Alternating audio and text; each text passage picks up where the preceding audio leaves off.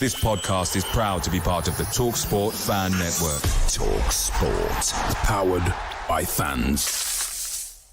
This video is proudly supported by RM Risk Management, providing a comprehensive range of services tailored to UK property managers. Visit rmriskmanagement.co.uk to ensure a secure tomorrow.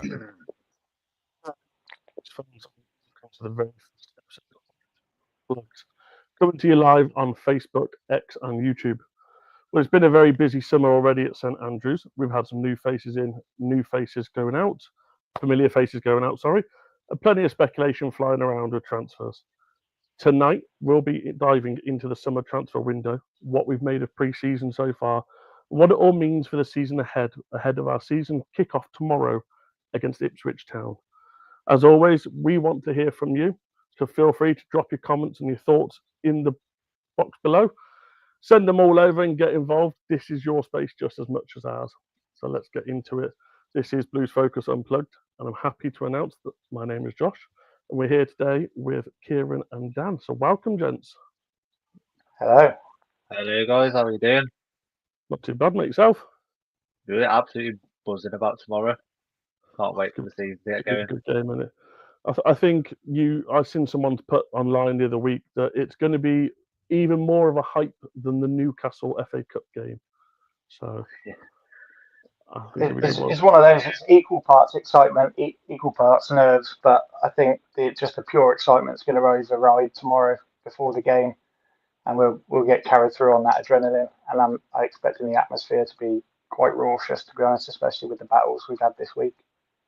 Yeah, I think it's going to be electric, isn't it, tomorrow? Maybe on par with Newcastle, probably better. I don't know, especially us being in the Championship, fighting for Championship football's back. It's the fireworks, the fire. We all know all about it. The loud music. Maybe a tifo. JK performing before, and you had the tifo. It's been a few things on Instagram and Facebook that could be quite funny. Is it confirmed that JK is playing? Because I wasn't sure if it was in the fan zone or. So it was announced that he's performing in the fan zone before the show, before the game.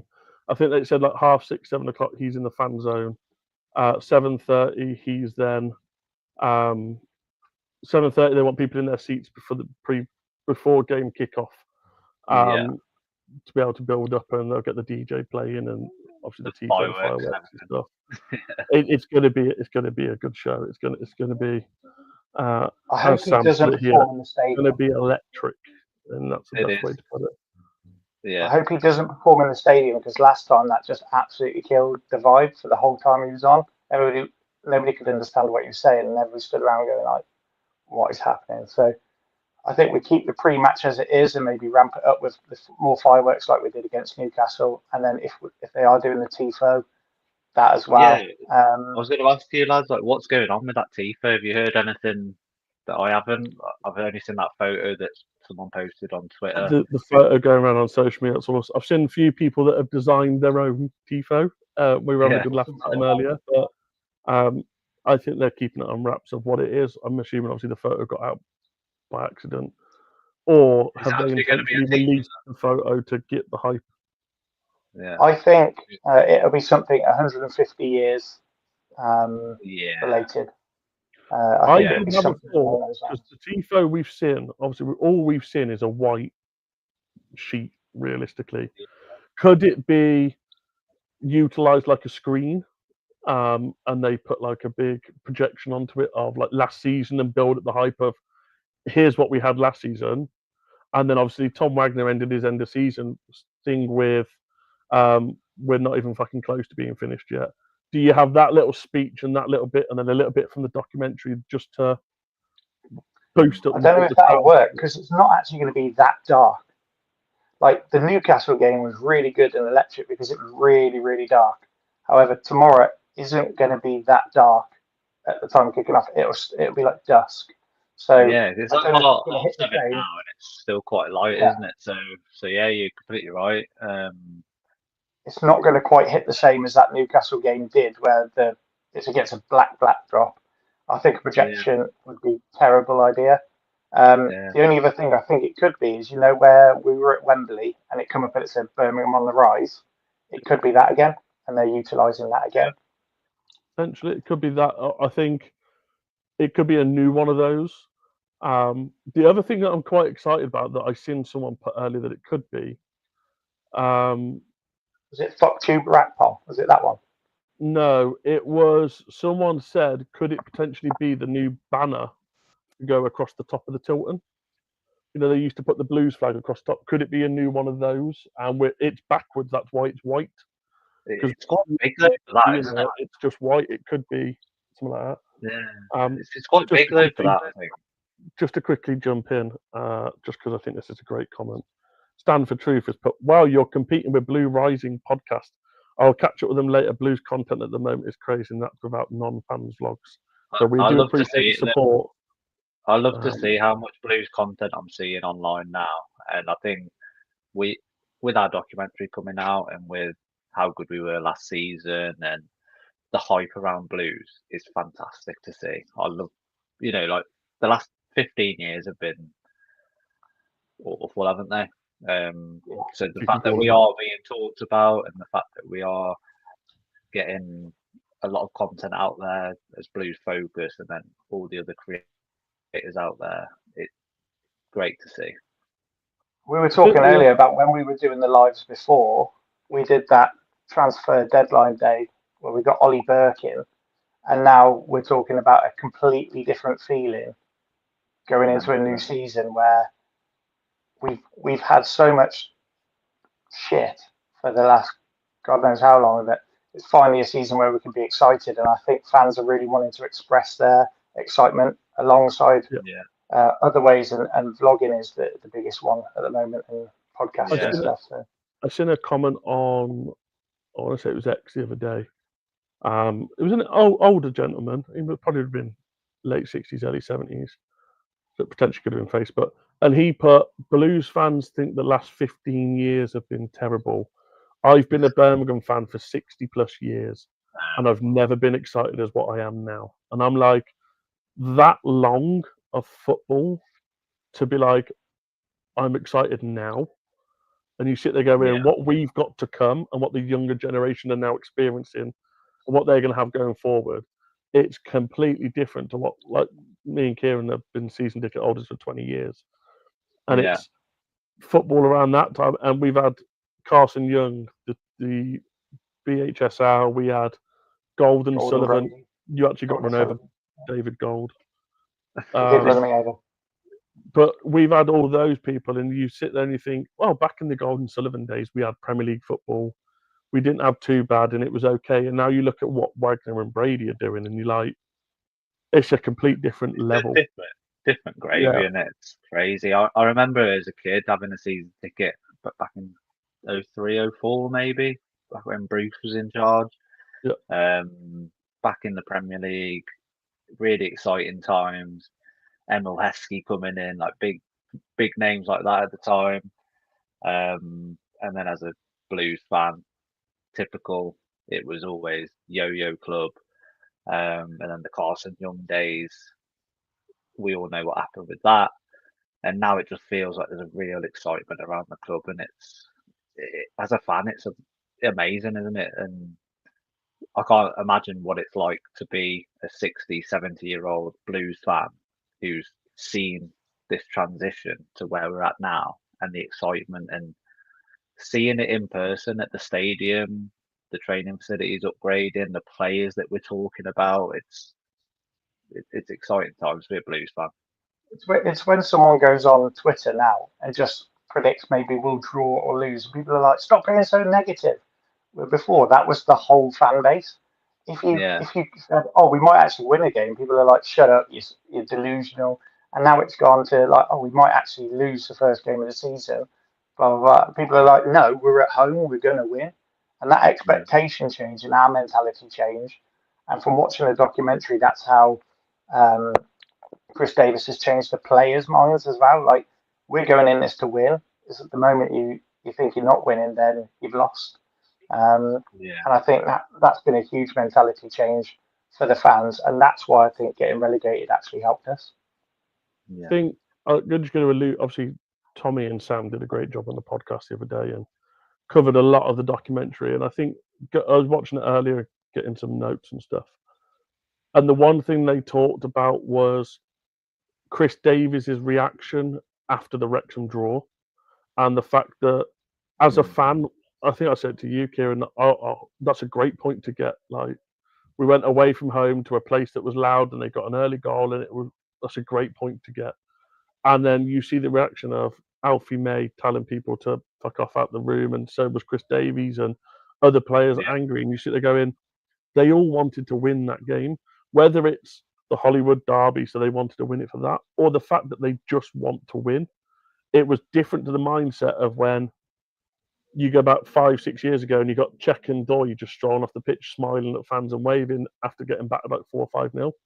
And it's mad that even the players themselves are now not happy with a draw, and it's crazy difference. Yeah, I think with the documentary and with the Wrexham game, I think it showed the passion that we had and the expectations with Blues. So we beat them 3-1 at St Andrews in like the third game of the season or something like that.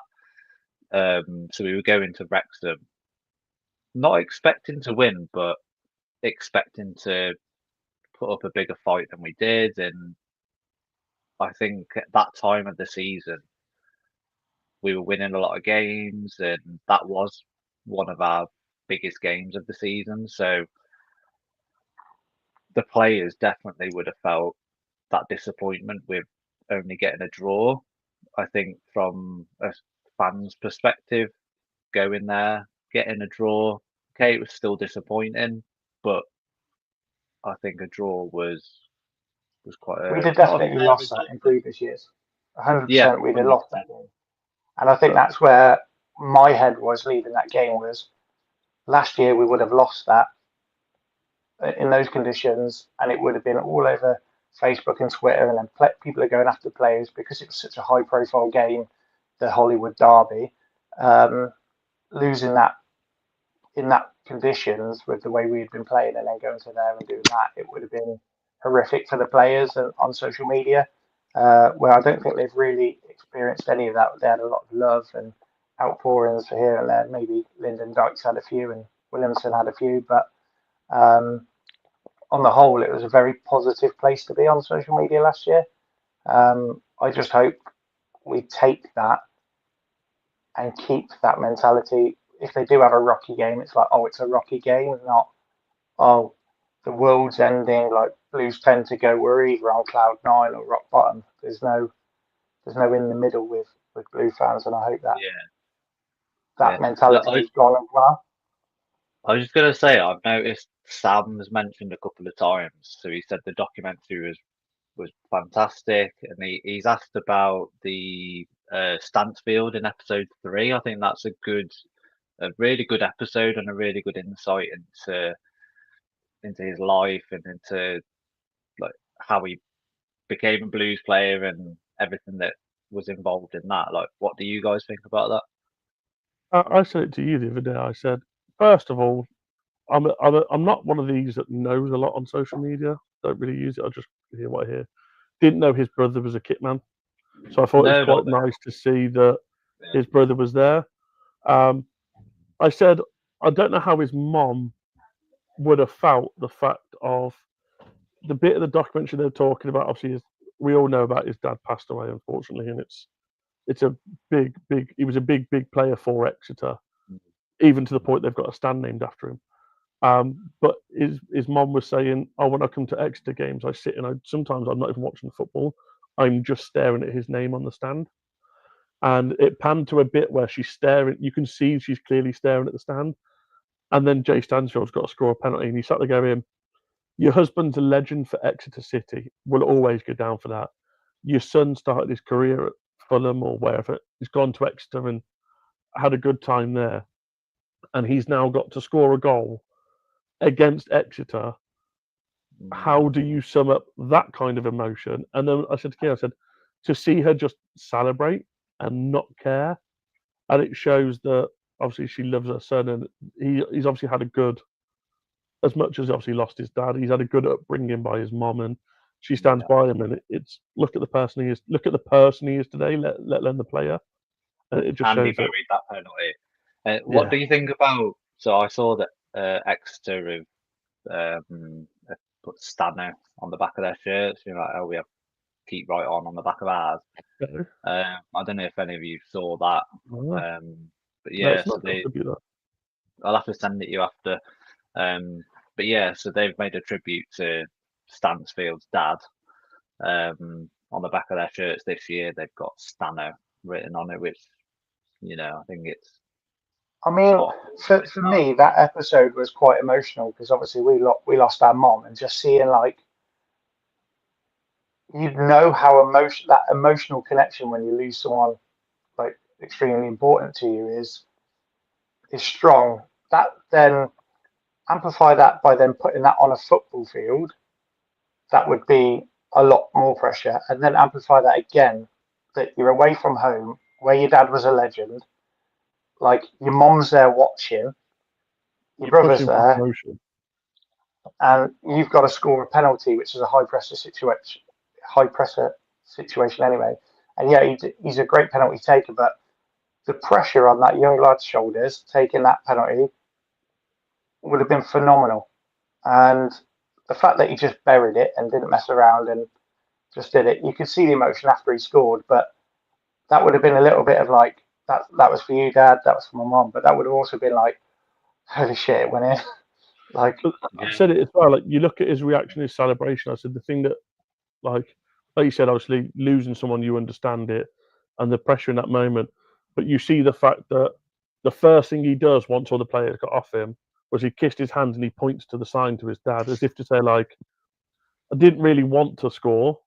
Obviously, I do for my team, but I didn't really want to score in this situation. But that one's for you, like, as much as it was. And he kept doing it, and I thought, it's that nice little gesture, but he knows the high effort of the game. And then it was in the next bit of the documentary, it shows him in the changing room after the game, and they're all like, and Chris Davies is like, Stano, we know how important this game is for you.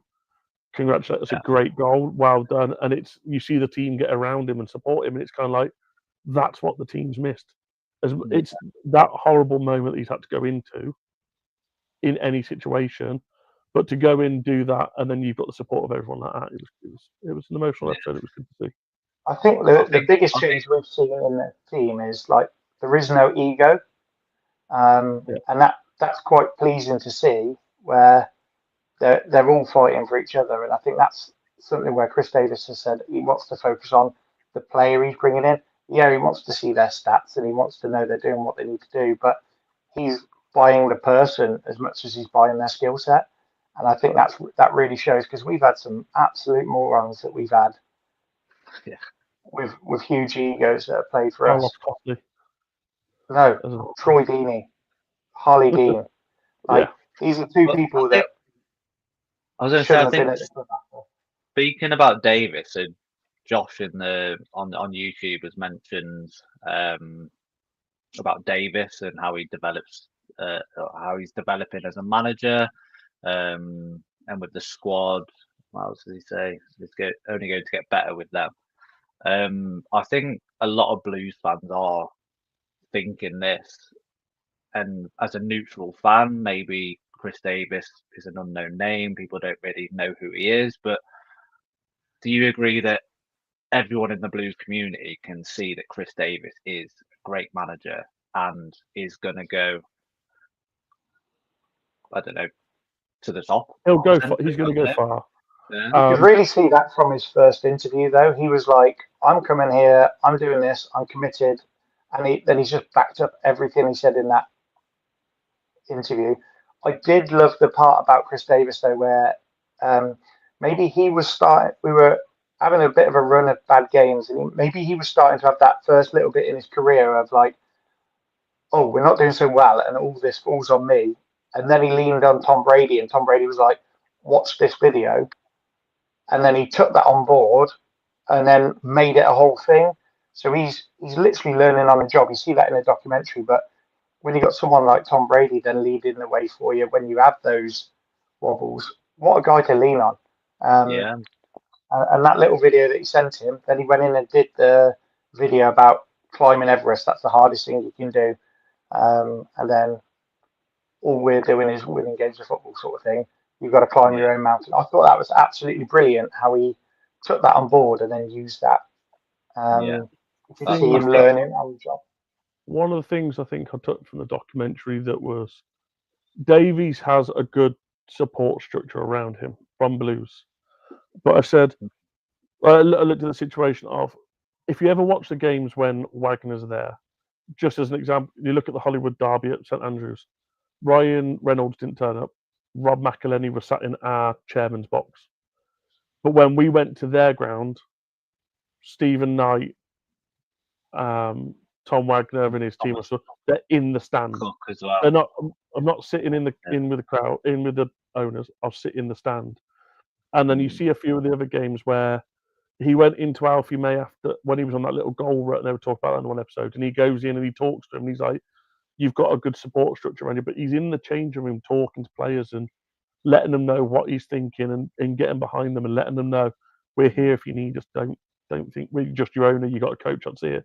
It's nice to see that from above. Davies is supporting, but then Davies, like he says, when you go into that family role and you see him with his daughters and his son and his wife, and he's showing that part of his life, and he's open to be vulnerable and be like, I need the help, and it's a good person to have there to show the players that it's okay. It's not an issue. You're not invincible.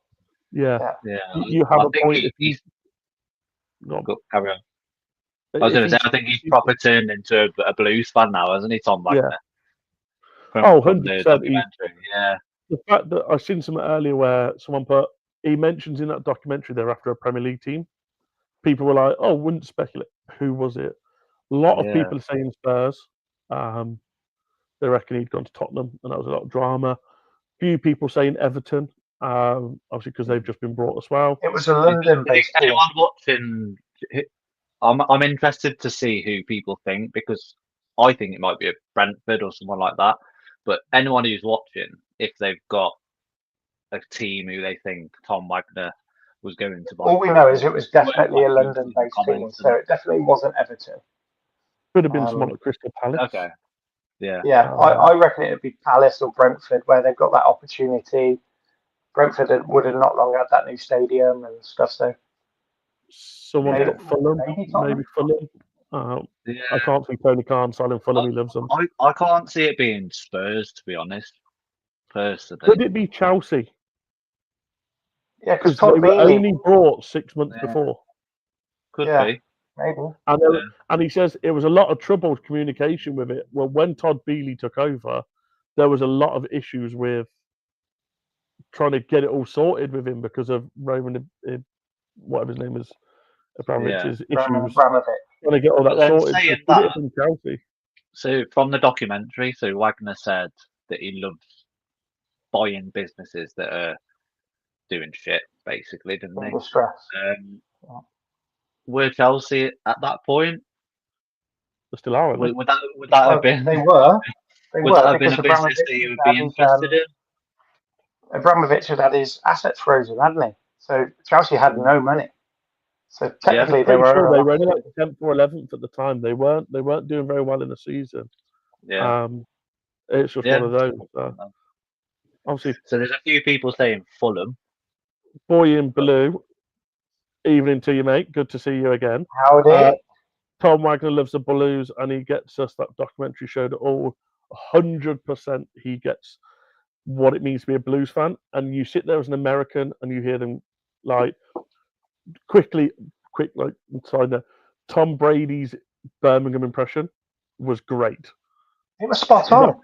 Spot on. But Tom Wagner, not being from a soccer or football situation, as they'll put it, not really knowing the game, not knowing the rules, just knows it as a sport, to come in and within first couple of weeks of being here, you saw what the club meant to him. And then you look at that Leeds game, first game of the season, you had them both there, and people are always going fireworks and fire and stuff. He's going American with it. But look at what he's done to the club now. Everyone's like, hang on, we ain't got fireworks. Where's our fireworks gone? And the bit that got me about Tom Wagner and that whole thing is when he goes, we're professionals in distressed assets and coming in and building it, but I didn't realise how passionate I would feel about this investment. And that was really like, that's what touched home, is because he's not only invested into us financially, he's like, his heart's in it, and that's exactly what you want as from your owner, is to be like, we are going forward. And I believe it is a we rather than just a financial we. It's a, we're going to go. And even if eventually down the line they do sell us, I do think he will always have some love for Birmingham City. And obviously owners come and go, but if they could stay forever, that'd be great. But I think he's really got his heart sold on it now, as well as his wallet. Yeah, I have a friend who... Well, no, carry on, Dom. I was going to say, I have a friend from America, and at the time where Wagner was interested in Blues, he messaged me and said that it was a really good opportunity, and he's known in America for buying businesses that are not doing so well, and then eventually selling them for a lot more than what he obviously paid for them, and getting good value out of that investment. But what he did say is that he's also worked with Tom Brady, and this was before Brady was ever talked about with Blues. I love that he calls him Wags. Yeah, he does, doesn't he? So when we were speaking about this, I wasn't sure how to take it. I thought, okay, yeah, we'll see, because we had a lot of interest, didn't we, at that time? I can't remember the names. Maxi Lopez, the old Lauren Bassini. Is it Phil? Yeah, all these names going around, and so I was like, okay, yeah, like maybe we'll see. Wasn't optimistic about it at all, but actually, it's turned out to be exactly what he said, and you sit there and you think, I thought, you look at the situation of 12 months prior, two people stood on the cop car park and said they were buying Blues. Yeah. And you sit there now and you go, thank God they didn't. Yeah. But we were so excited they were. Yeah.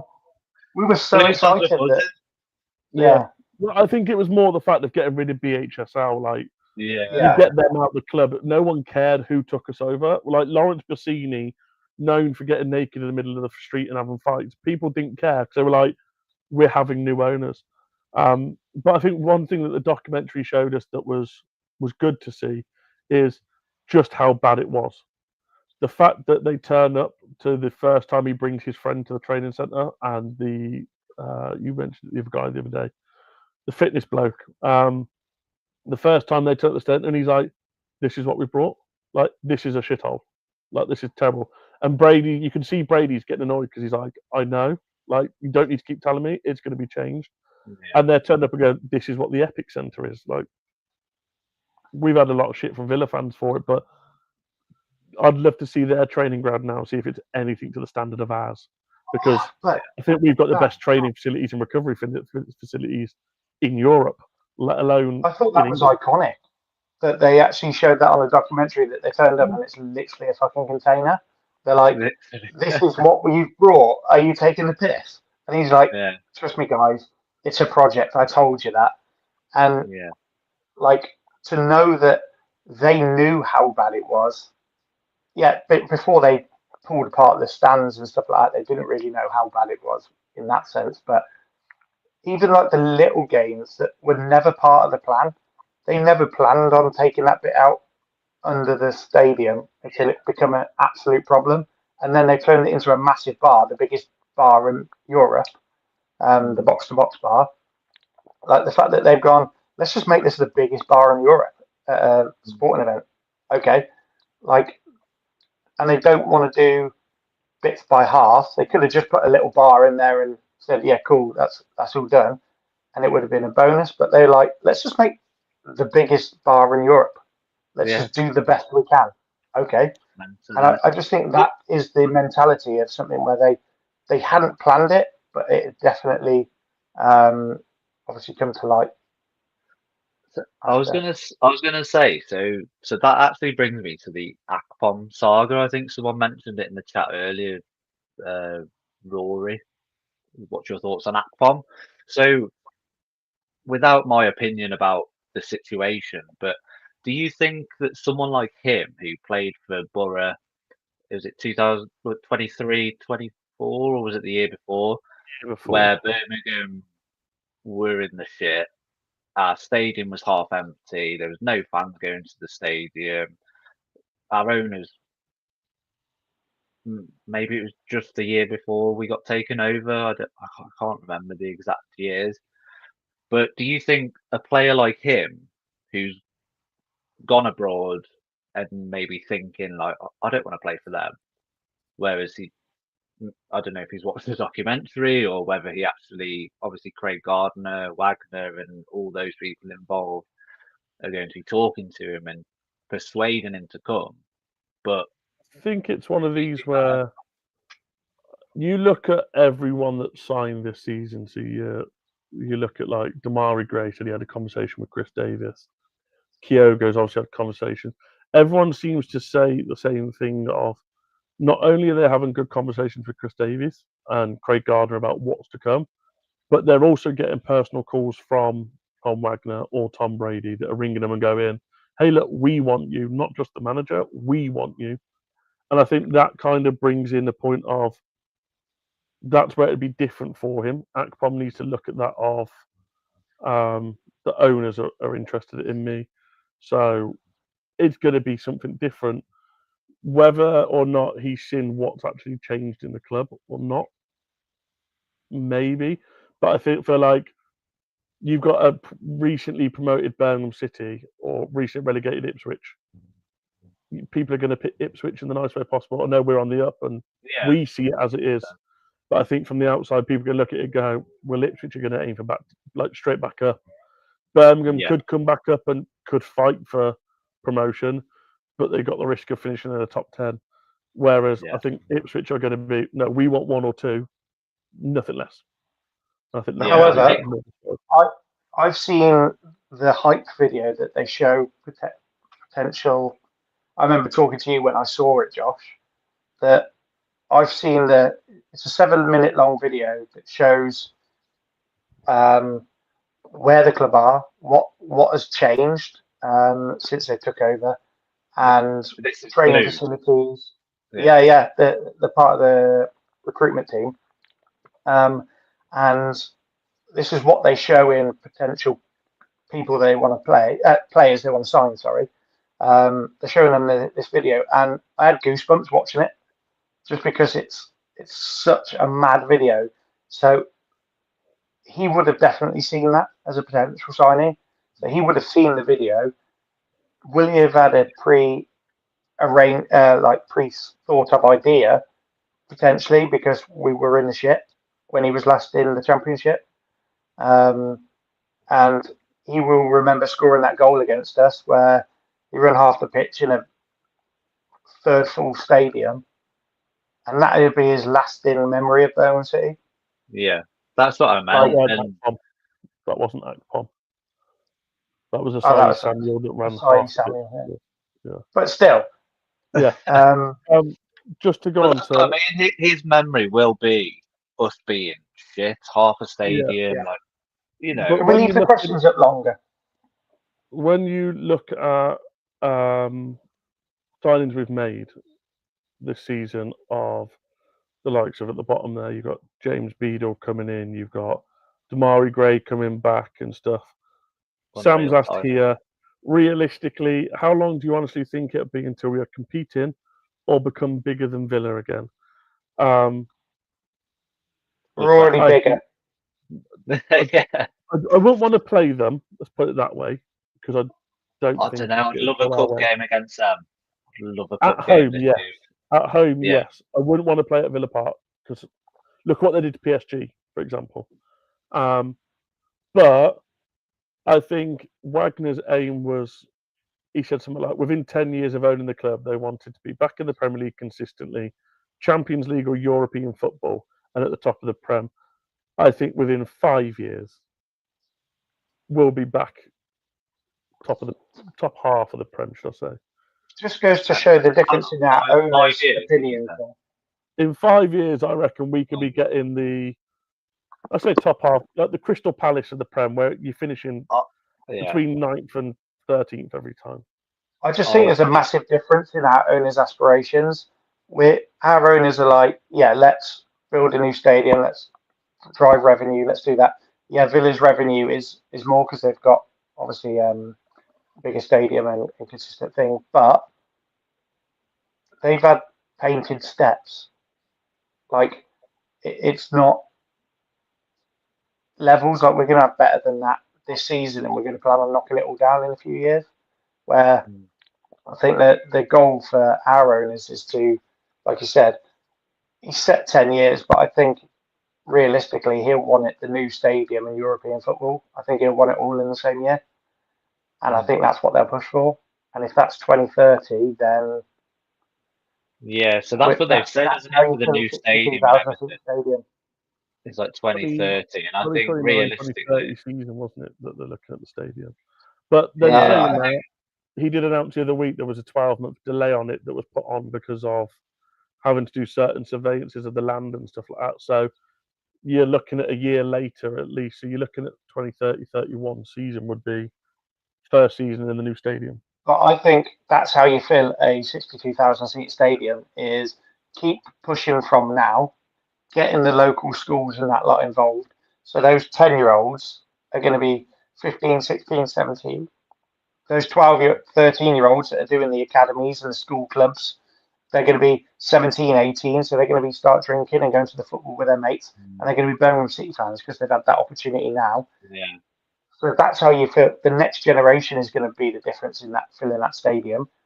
And then you bring in all the corporate side of things that you will get playing European football. I think that's how you fill a 60. Are we going to be the League One team we were last year, filling a 62,000 seat stadium? No.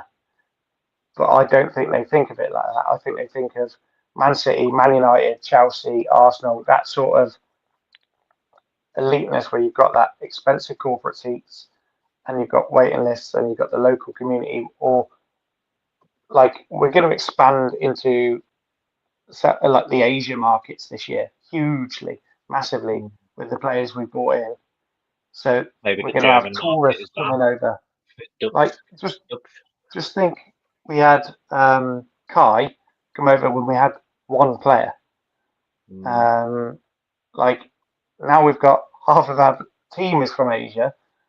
Like that's going to be a huge influx in that market that we were untapped in pretty much before. Someone asked me today at work. Someone asked me today at work what the affiliation is with the Asian market and like why we're attracting these players. And I think so. We got Peik, Miyoshi. We had a few players got last season, the season before that we brought in, and then Chris Davies linked with them. Yeah, so like Chris Davies' link as well with players like Kyogo that we brought in this year. And I'm not actually sure like what the link is, but whether it's just mutual connections amongst the players or where Chris Davies has been brought in, or whether that is our ambition is to target the Asian market and just market them. But yeah, I think it's work rate. Every single one of them works their ass off, gives 110% every single game. Yeah, I think we haven't had a single player that's come to us from one of those markets that hasn't given 110%. We spoke about it earlier because there's a photo that Kieran's obsessed with at the moment of Tomoki Iwata before the Nottingham game warming up. Yeah, the guy has put on so much muscle, and he looks strong. And it's like he is huge. And then you look at Peik as well. Peik first come to us. That first season of the Championship, he got battered and pushed around and walked all over. He is going to be a completely different person next season. I don't think teams are going to expect him. I think a lot of Blues fans wrote him off as well.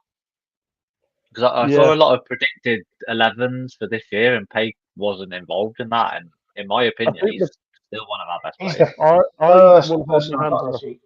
I will Mhm. hold my hands up because it went out to the public, so there's people out there going to criticise me. The first predicted 11 that we put out on social media that we were going to do, I didn't put Paik in the team because I put Doyle there instead.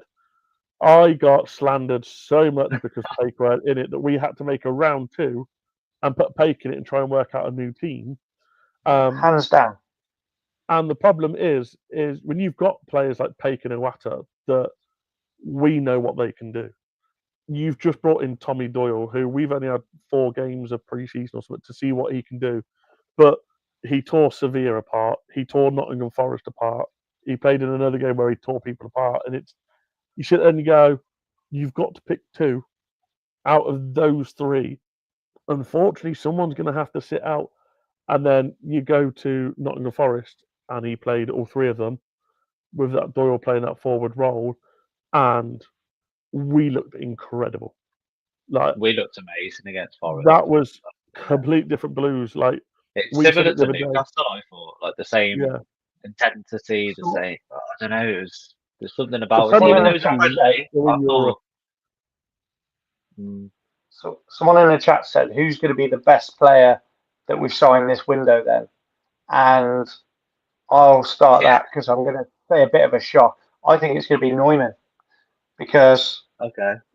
I've I got a think different. the control that him and Clara are going to have over that back line, nobody's going to want to run at them really. He's fast, he's quick, he was great the other day. And I think the first thing you need to do if you want him to go in, stepping up any league, is defend first, attack after, because you can't win games even if you score 5 if you concede in 6 at the back. And finding someone like Clara that's a little bit faster, that's going to be a menacing sight. Like we were at the front against Nottingham, and there was him and Clara side by side, and then Jay Stansfield and Kyogo, and they just look like monsters. And Yeah. I think their chat is going to be something. I also think the way he drives out from the back is going to be a huge benefit for us. So I'm going to say I think Neumann is going to be the Yeah. player of the season. So going on the new After signing, signing. I saw a couple of people in the chat. Like was it Sammy mentioned Kyogo, or a few people mentioned Kyogo, and then there's been ducks emojis. So obviously I don't really know anything about our new signing that we signed today, but based on the new signings, I think Neumann, I completely agree with you. I think he's going to be a fantastic signing. A player that I was surprised with on Saturday against Forest was Bright Samuel. Sorry, Yeah. Samuel. Yeah. Yeah. I wasn't sure if he was coming in to be a backup to Laird or if he was going to be a right winger or whatever, but I think he started as a right winger on Saturday and he really impressed me. So I think he's going to be one to watch for the start of the season and see how he's going to fit into the team, if he's going to be a starting 11 or if he's going to be a backup. And then I think a lot of Blues fans have different opinions on Damari Gray. I personally want him to come in. He's still only 29 years old. He's gone to Saudi, hasn't proved himself there, but he's also a player that's had like 10 years in the Premier League as a starting 11 player. And I think getting him on a free is unbelievable business for Blues. Like I don't know what all you fans are thinking in the chat, but let us know what you think about Damari Gray. But I honestly think he's going to be one of our best signings this year, personally. I think if we're gonna, sorry, Samuel was one of mine that was up there.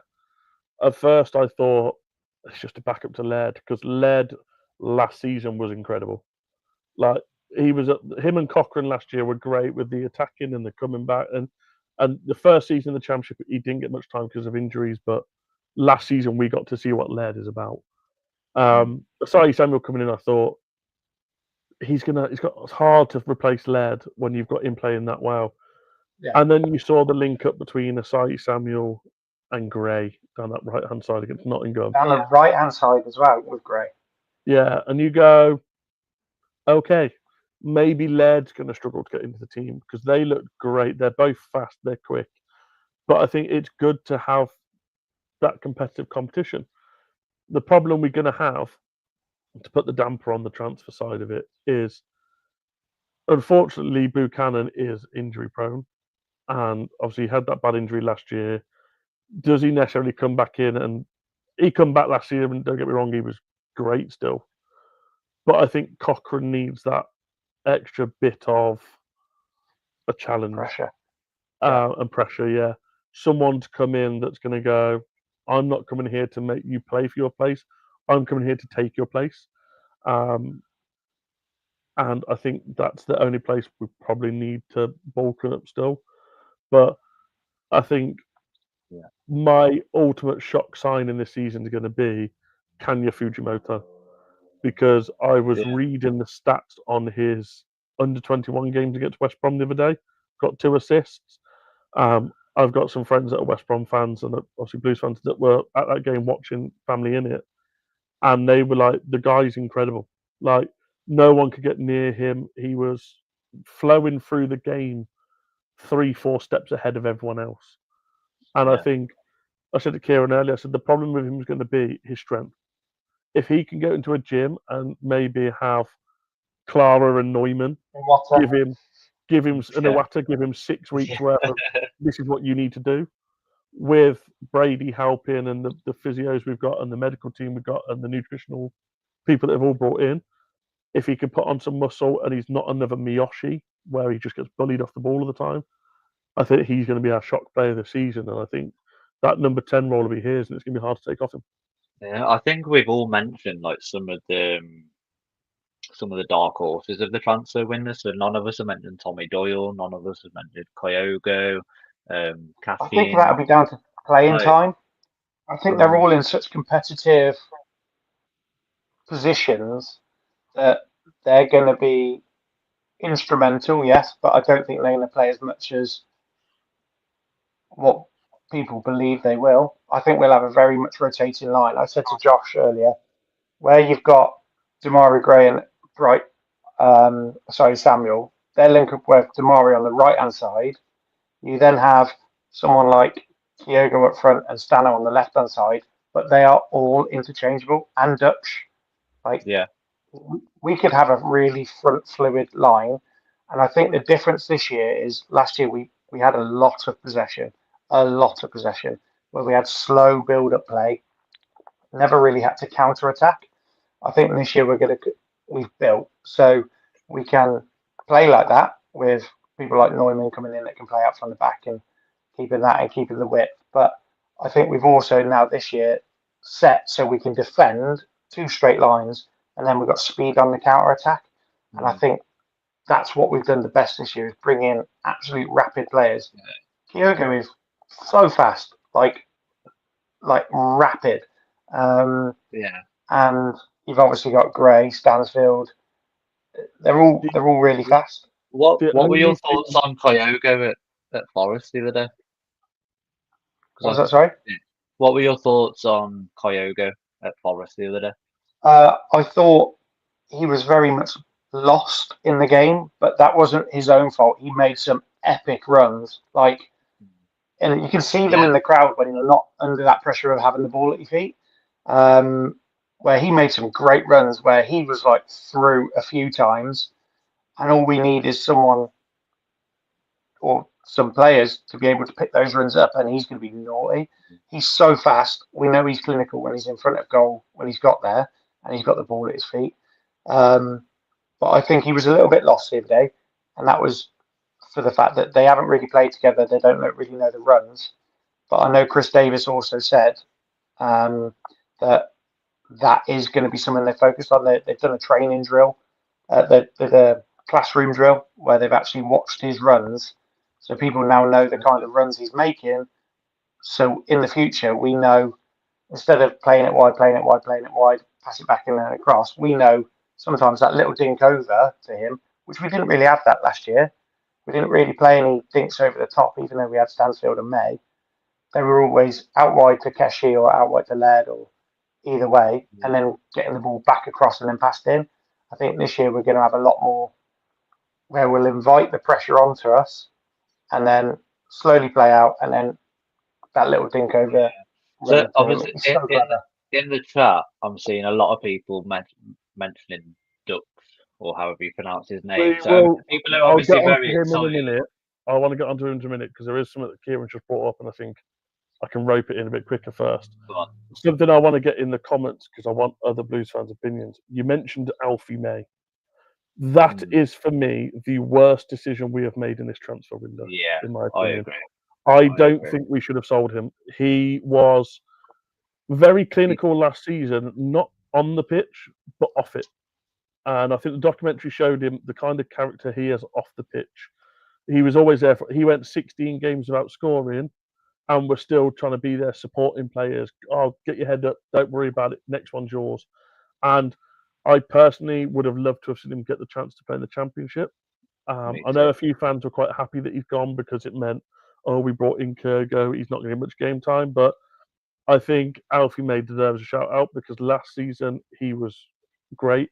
And I think that might have been a bad choice. Yeah. That Phenomenal as well. The stats he got playing out of position most of the time for Stansfield to play up front. And obviously he had periods where he didn't score for a long amount of time, yet he still got the stats he did. The guy's phenomenal. The guy knows where the goal is, and it shows that he scored on his debut as well. I think that maybe Chris Davies said I don't know if it was in the documentary or in the press conference the other day that unfortunately we let Alfie leave after having a chat with him, and I think that chat would have been, we're looking at bringing other strikers in. You're going to be like the Lucas Djukovic, like you might have 10 minutes here and 15 minutes there. And I think Alfie May loves playing football. I was going to say, from that perspective, I get it. But from watching the documentary on episode 2, I think it was, and hearing about Alfie's story and the person he is, I felt for him. And even before watching that documentary, I was like, Alfie May deserves a chance in the Championship after his couple of years at Charlton and, getting the Golden Boot 2 years in a row, playing phenomenally for us when he had one the bit chance that got me was at the end of last season where they're interviewing him on the pitch, and they were like, Alfie May, I'll end this interview with, next season you are a Championship player.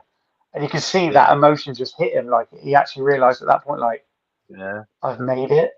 Like his aspirations wasn't the Prem; it was the Championship. I didn't realise until watching the documentary that he only became professional in his in the 20s or something like that. Definitely a late bloomer, yeah.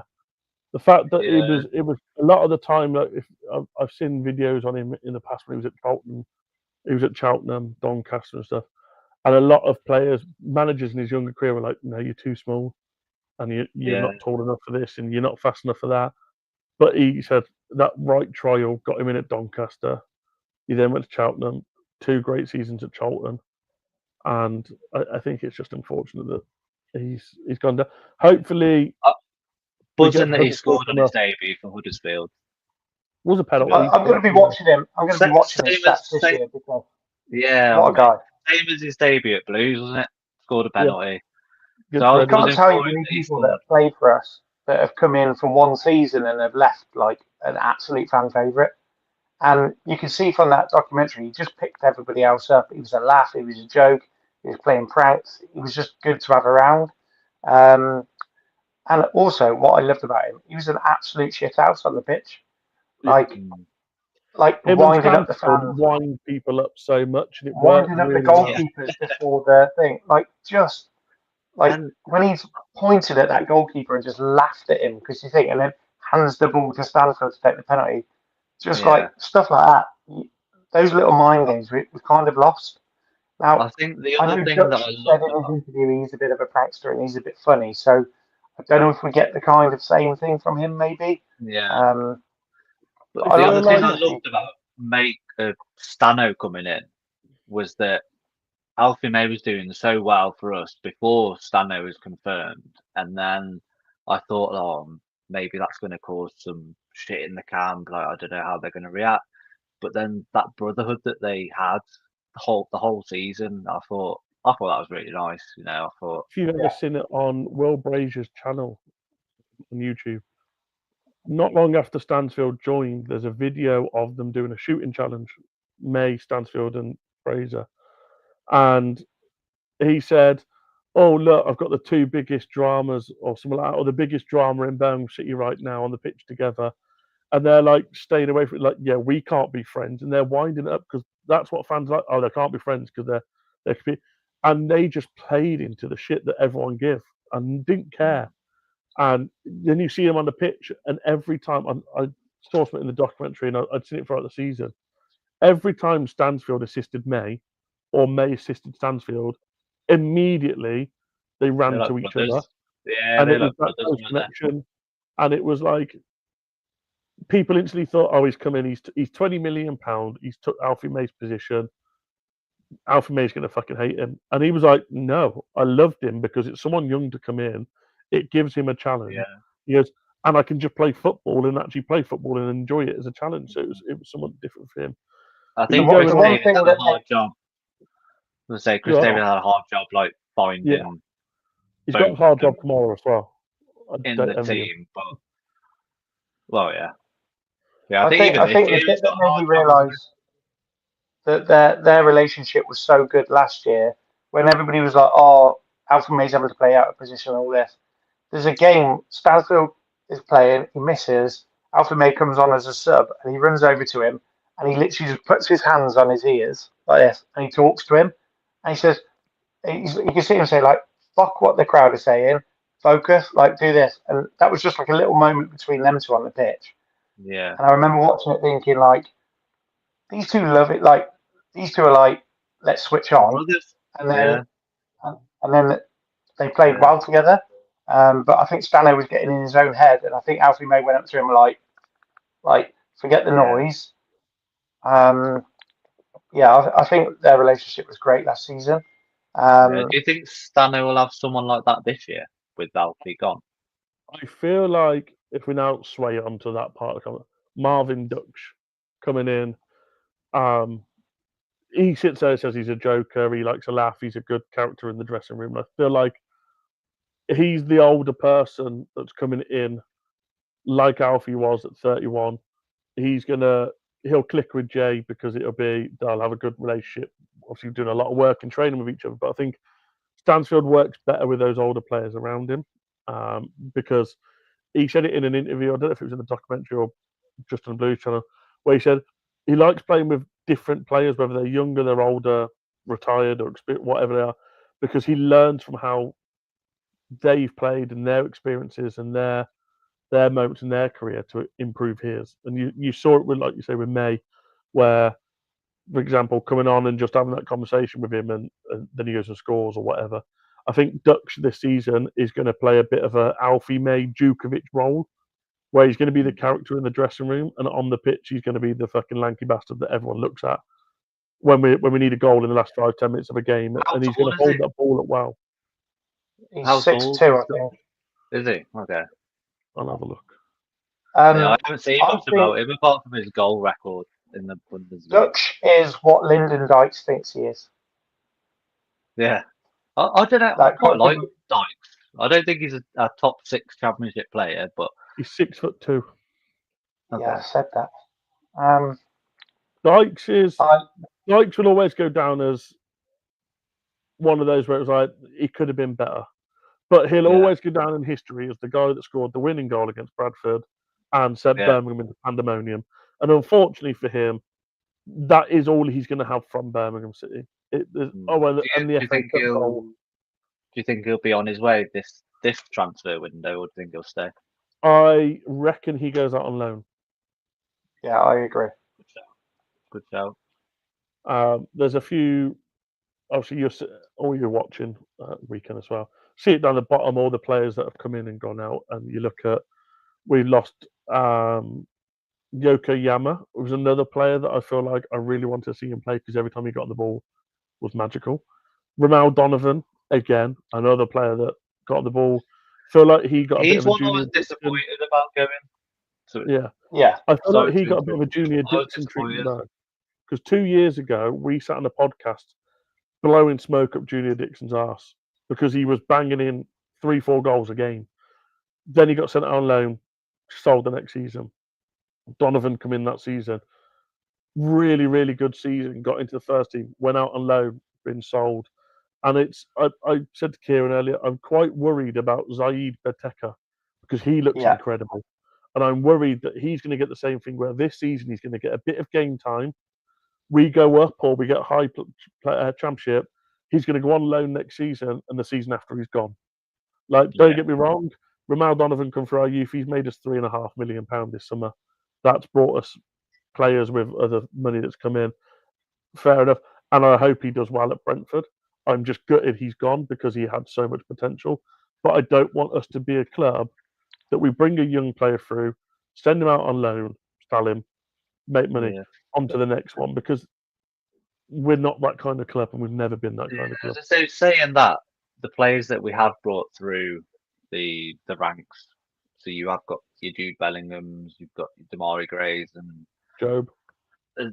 yeah, so there's a lot of players there that we have brought through and we have sold on for Redmond. a good profit. Yeah, Butland as well. Yeah. But yeah, I hope we don't turn into a club like that. And I think the Cat Yeah, One I don't status know. might affect that. I think coming now, yeah, we've lost Donovan, but I think he was already maybe eyes on the way out. But I think anything coming forward from the academy should be have an opportunity to play in. And I think Chris Davies, Yeah, the way he likes to develop the youth, I do think that's going to be an option. yeah, I just think Chris Davies is under a lot of pressure at the moment where maybe he can't take those risks with how fast they want Prem football. And I think what we'll see is until we get promoted to the Prem, we'll have one season where we stay in the Prem. And then I think the year after is where we maybe start seeing little experiments there with youth yeah. team. Until we're in the Prem, I being think stayed in the Prem for a season, we've got no chance. Best friend who's a yeah. Leicester fan, and I've got a bet of him that we do the Leicester. We go up, we fight relegation. The next season, we win the league. Yeah, baby. But I think that's Chris Davis and Wags, and I think that's the whole idea at the moment is so not focusing too much on youth, which we have done before because we haven't had the funding. Whereas now it's like, right, we need to become a team that's challenging. So obviously we got relegated. We need to be a team that was going to win the league or at least get promoted. And this year it's like we shouldn't be focusing too much on youth players. It should be like, right, building a team that's going to be fighting for promotion, which I think we have done. So like based on like the squad that we have built, I don't know who it is in the chat that keep right on 1875 has asked if Chris Davies will play two of the 3 or 4 strikers at the same time. So it's a good point. We have got a lot of strikers or attacking players there. How do you guys think that everyone's going to fit into that? Like with Stano, with Kyogo, with Damari, with I touched on this already. Dux. I think we're going to have a fluid line that isn't going to be that's your position, that's your position, and that's your position. I think we're going to have a very interchangeable front line. I think the only person maybe we stick in a 10-10 would be Dutch, but then he'll be up there with Stano and switch back. So if we're pinging balls in the box quite regular in the game, like we're playing a wide game and we're getting the balls in, Dutch should be an attacker and Stano maybe behind. Or if it's a game where we need to play forward, because Dutch likes to come and get the ball, he could turn and get the balls out to either the wing or through to Stano. Other than that, I think we'll stick to the 3 and the 1. Yeah, I agree. I think so I too. think, going off the point that KRO 1875's put, do you just rotate them to manage game time fatigue? I think you end up with 2 strikes on the pitch if you're in that old cliche moment of you're 1-0 down or 2-1 down in the 85th minute and you've got a sub. You get two of them, you push attack, and you go like that. I think we had a conversation earlier. We've got a lot of players in our team that can play different roles. So you look at Bright, say Samuel as an example. He could play right wing back, right back, right mid, or left mid. So it could potentially be that if we've got Ethan Laird on the field, you don't bring Asai Samuel on at right back, you bring him on at left mid. We looked at Doyle, he can play centre attacking mid, centre defensive mid. Kyogo was centre attacking mid, striker, right wing. Gray, left wing, right wing, Cam, you can play there. There's a lot of players that can play 2, 3, 4 different positions, even if they are similar kind of positions. But you're in that moment where you need a number 10 on the field, and Gray's only been on the pitch 10 minutes, but you've only got a right wing on the bench. You bring that right wing on the right wing, and you put him in that Cam position. You let him run at them. He got a lot of freedom against Nottingham Forest, and he liked to attack down the wing. But then he also cut in and he liked that central position. I think him in a Cam position, or as we said earlier, if you have Stansfield, Anderson, Gray, Kyogo as your front four, if you've got it as a 3 and a 1, if you've got that 3 and a 1 with the speed that you are, you've got that mixing around. So all it takes is Stansfield and Kyogo got centre half on them because they're strikers. It only takes Tamari Gray just to see that space. And I think this is a lot about. I think this is a lot about our how our transfer windows have been this year and then the whole of last year. I think Chris Davies is moulding a team that's based around like his style of play. So he's a tactician. He analyzes teams. I don't know where I've seen or heard that, but I've seen that he does analyze all the statistics and everything around other teams. So the players that he's brought in kind of shows that. So we've brought in players that can play in multiple different positions. So based on who we're playing the following game or whatever, we have got a team that could be moulded to play against them. And I don't know if that's something last year the way we're going. Where he says he has 3 formations per game. So they practice to play 3 formations in every single game. So if one's not working, he'll switch it up a little bit and go to another. Or just as the team learn to start defending that one, he'll go, right, we're going to B now. Where we've had managers before, Karanka and Lee Clark, that had one game plan, and if that went to shit, it went to shit. Yeah. Like now you've got a guy looking at 3 different plans just for one game, and we could be 2-0 up, and he'll go, oh, they've got used to us playing that way. Let's switch it up and go this way. He's obviously come from a statistics-based background and a coaching-based background, and I don't think he's actually stopped that even now he's coach. I think he's now got people like, I want you to look at that, and I want you to look at that, and I want you to look at that, and then they'll come back to me and we'll talk together. And I think that's quite important for this year. If we switch up and go from new players to current players, Sam's put a comment in. Spoke obviously a lot about the new signs and where they can all play. As a fan favourite, I got them back in my shirt and then went to Wembley, regretted it. Where do you see 4 fitting in? Does he go? I don't think he goes. Controversial. I don't think he goes. I think he's going to be very important this season. I think he's going to be a bench player and a rotation player. He's not the 10 we all believe he is. Now we've got Doyle, and like we just said, we've got that fluidity up front. I don't necessarily see him having much time, but also he might be if he was better in the air, he'd be a great option if we were under attack.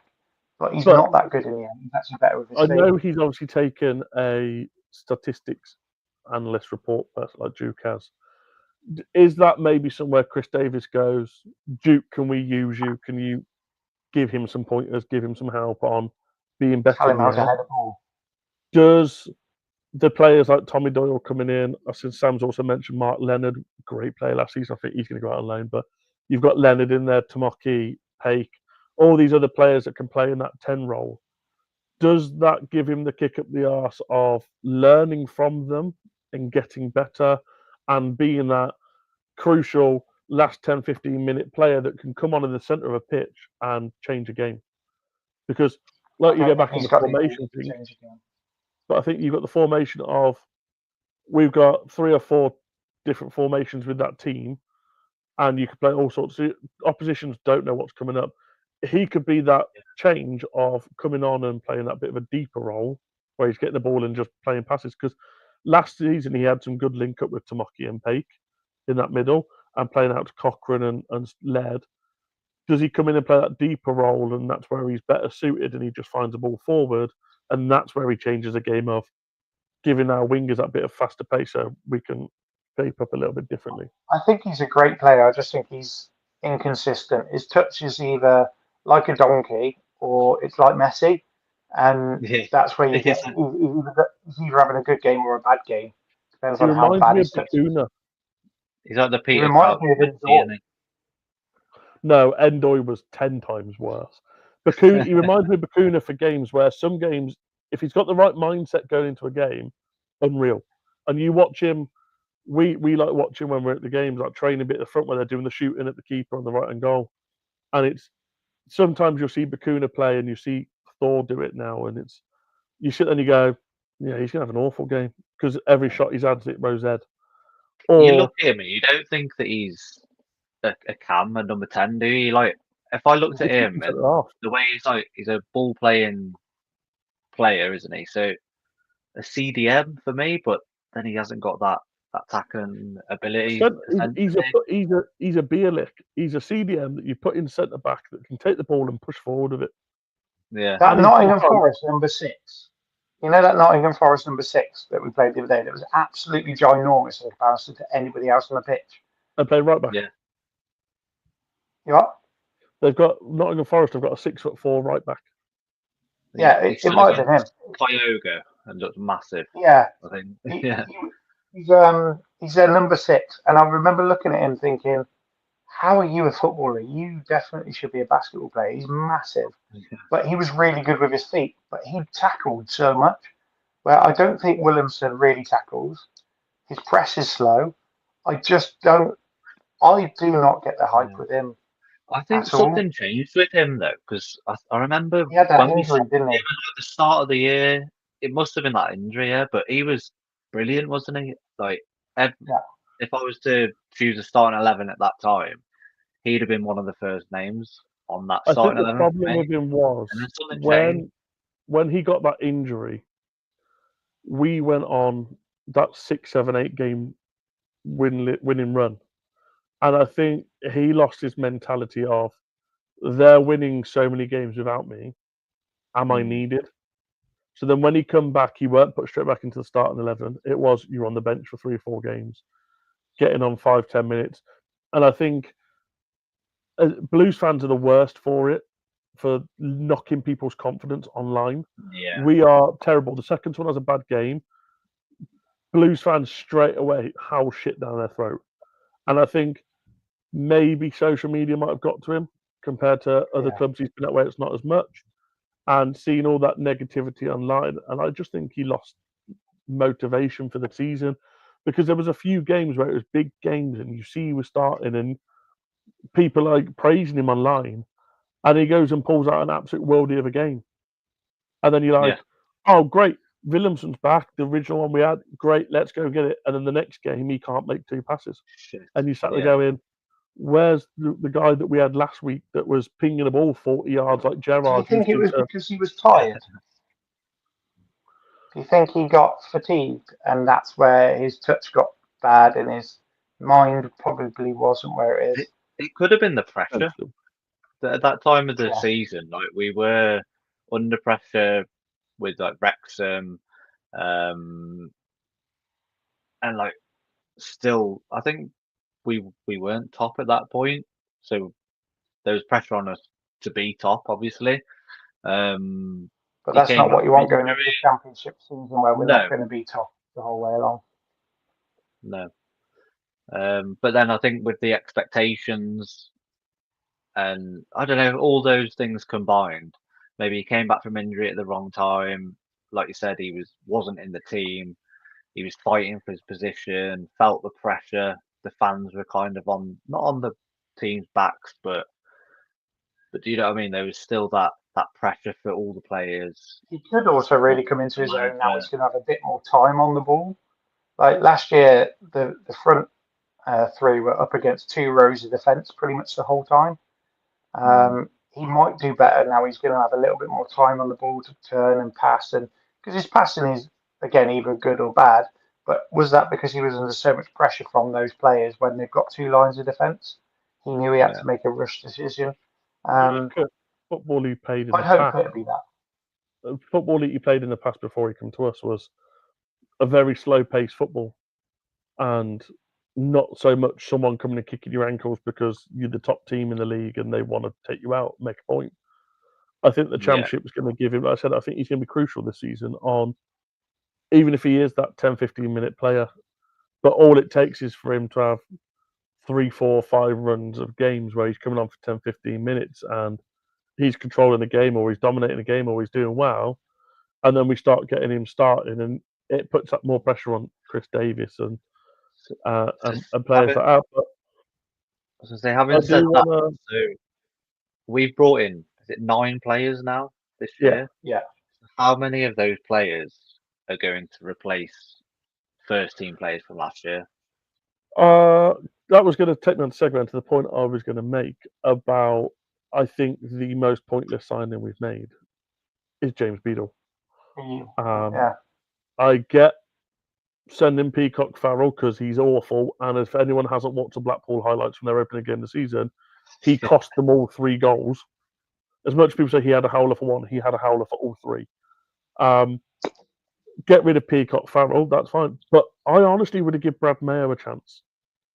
He's played in the under-21s for the last couple of seasons. He's a good player. He's a good person. He's been around Mike Taylor and Ryan Allsop, who... Or buy a second goalkeeper. Yeah. Don't loan a player that's not going to come in goal with his pass. He's another centre defender, basically. But I just don't see... I think the problem was, it was, oh my God, let's get the under-21s European champion. And I know people will say, yeah, but his interview was done beforehand. I think people knew where he was going. Oh, he's England under-21's best goalkeeper. If we win the tournament, it comes out we've signed England under-21's top goalkeeper. Sheffield Wednesday are in the shit, and they'll happily admit that. But they will all sit there and say, last season when he was there on loan, he was awful, and he is not a championship player. I'm going to give the benefit of doubt and let him settle in, let him have game time and see what he can do.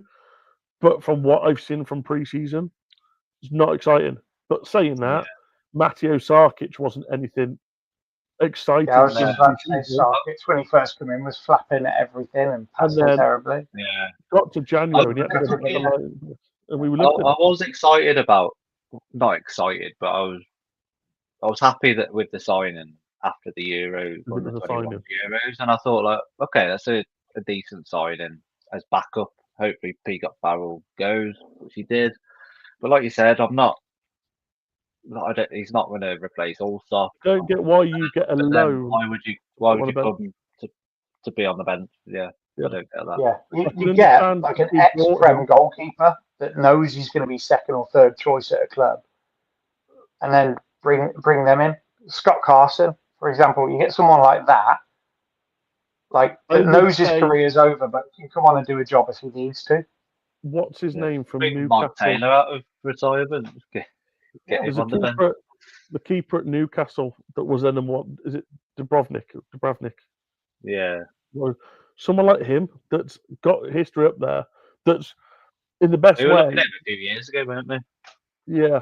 But you also got Marek Rodak from Fulham. Absolutely love him. Like I say, every transfer window we need to sign Marek Rodak because he's a quality keeper. But it's also bringing someone in that's a good enough keeper that's going to push Allsop.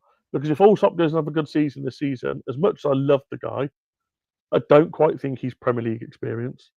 And that means that next season then we've got to go buy another goalkeeper.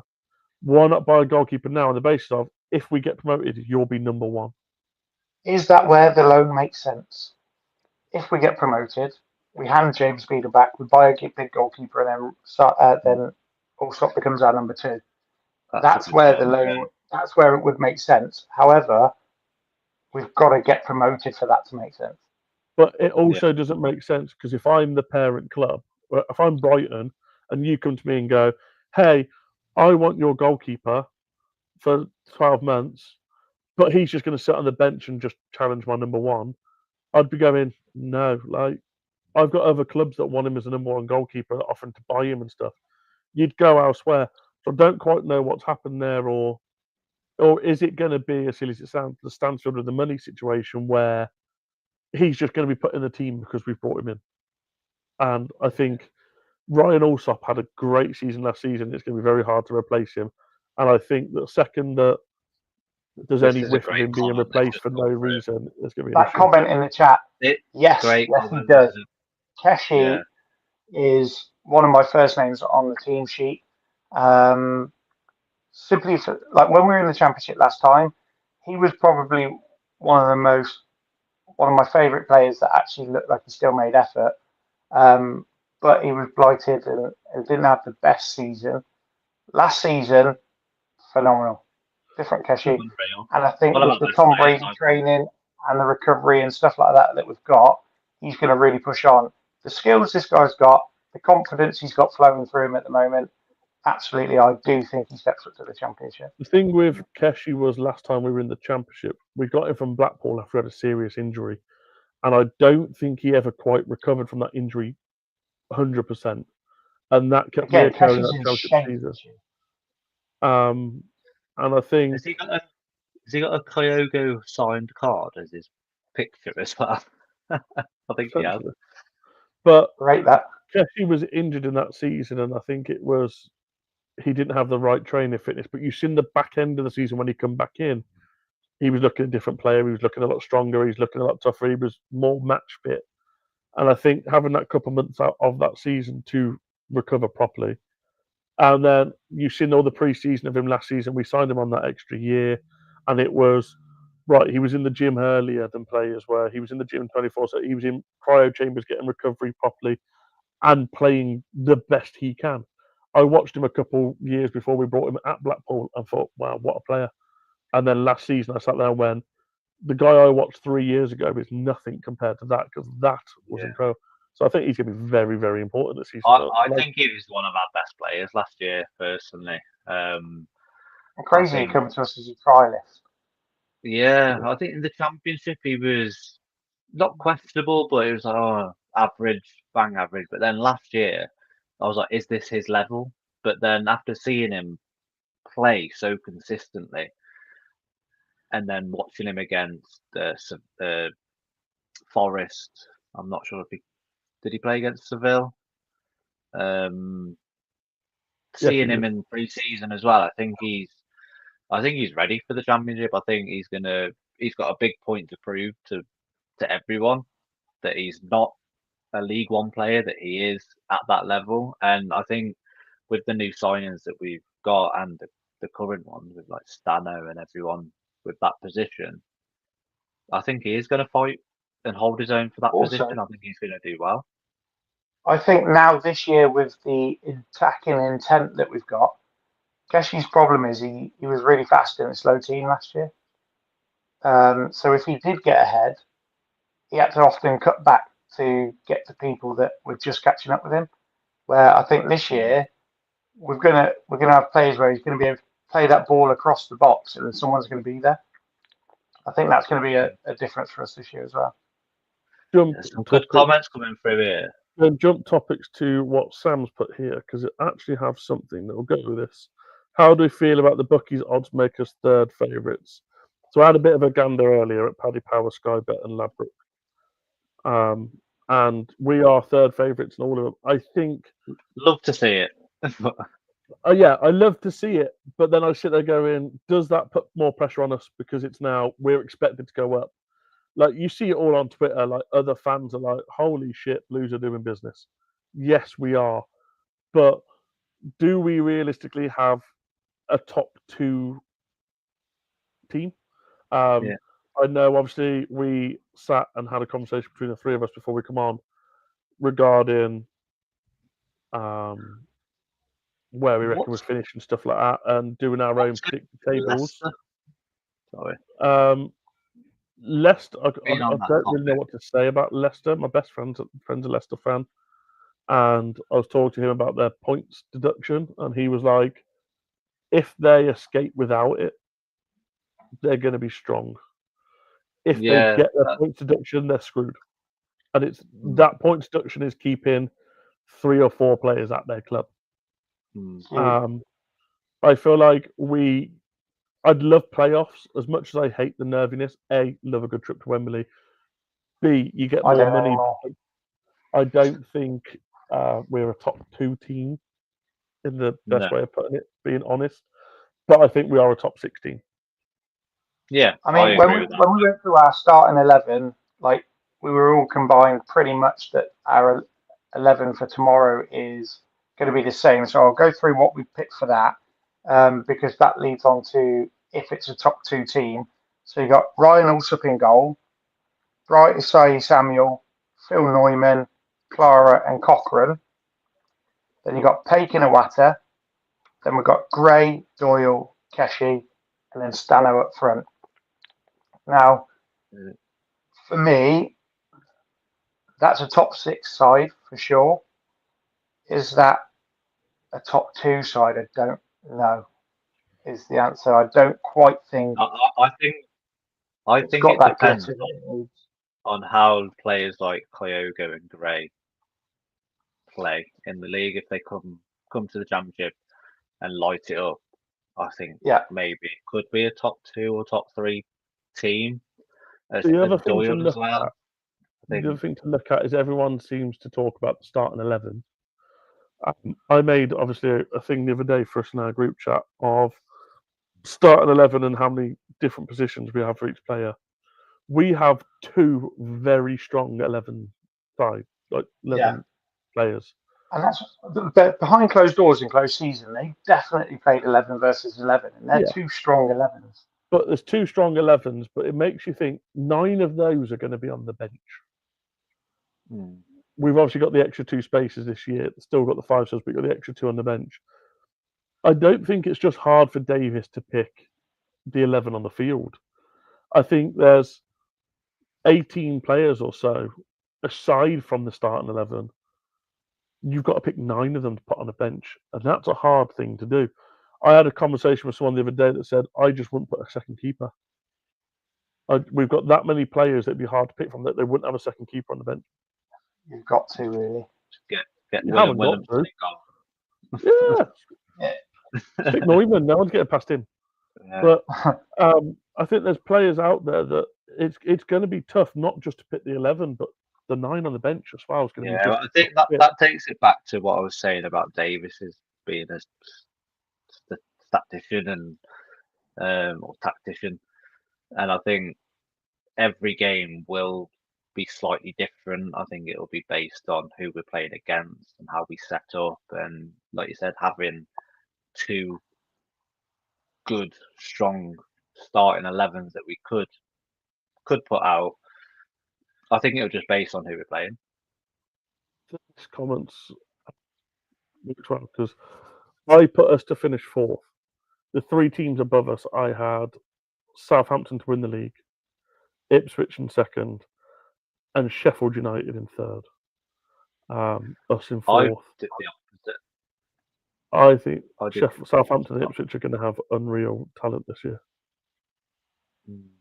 And I put Ipswich top, Southampton 2nd, Blues 3rd. The problem with Southampton is as well, everyone knows the story of Will Still doing it over in France with no courses or anything. But no one actually knows how he plays football. Because the French football is completely different. He took on a team that from Football Manager. I don't think people are going to expect a lot from Southampton this season. They're going to expect them to do good, but they're not going to expect them to know what to get. I think Will Still is going to instill a lot into them, a lot of knowledge and a lot of experience and a lot of tactical sides of it that Southampton have been missing for a few years, and I think they're going to be absolutely dangerous. Ipswich, I think, will beat them tomorrow. I'm going to go brave and put a prediction out there first, 2-1. I think we win. But I think then they pick up their mode when they've got all their players ready, and I think they're going to be a tough one to beat as well. Yeah, Southampton have been quite quiet on Sky Sports and all the transfer saga and all that sort of stuff. So I think they've kind of kept a lot of their players from last year. I think they are going to be a really strong opposition and challenging for the top spots in the Championship. Personally, I think Ipswich are still going to be challenging, but I've just read that. You saw the revival, now get ready for the next chapter. That's what Blues have just tweeted. You saw the revival, now let's get ready for the next chapter. That's what Blues have just tweeted. What? Oh, they've just tweeted that. Yeah. Any photos or anything with it? It's Tom Wagner. Okay.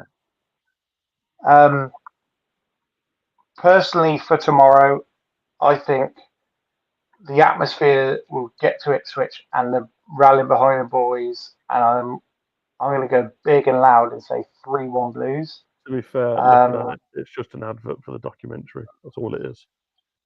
If we can play a whole game like we did against Nottingham Forest, and then those fresh legs come on and do their job as well, I can see a goal in early and then a 3-1 win in the end.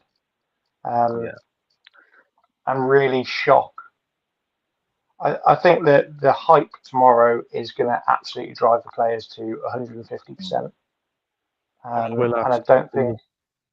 Someone in the chat said 0-0 earlier, and I think that's a good shout, but like you said, I think the atmosphere and if it's going to be as electric as it was at Newcastle, and if we play the same way that we did against Newcastle and Forest on Saturday, I think we will just do it. I think the thing that made that Newcastle game lightning was that early goal. Like the crowd was still absolutely hyped from the beginning. Early goal, that's it. Let's fucking like this game's ours. And then I think it's really hard to take St Andrews back once we've won. Like once we've got in that position, and I think the belief is going to be there behind the players. Paul Elstins is very optimistic with a 4-1 win. Who said that?